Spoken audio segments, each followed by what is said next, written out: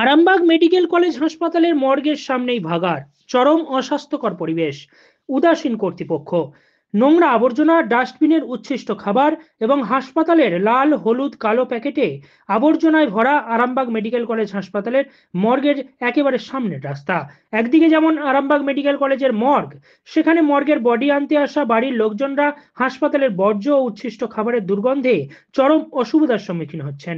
নাকে চাপা দিয়ে কোনোভাবে ময়নাতদন্তের শেষে মৃতদেহ নিতে বাধ্য হয়ে দাঁড়িয়ে থাকতেই হয়।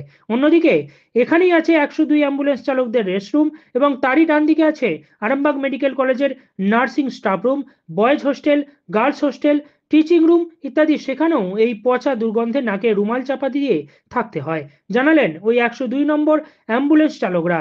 এবং আরও জানালেন যে ওয়েস্টেজ মেডিসিন গাড়ি ওয়েস্টেজ পদার্থ আনতে আসে তাদের চালক এবং পরিচালক জানালেন তাদেরকেও অনেক কষ্টে ও নাকে চাপা দিয়ে এই আবর্জনা তুলতে হয়।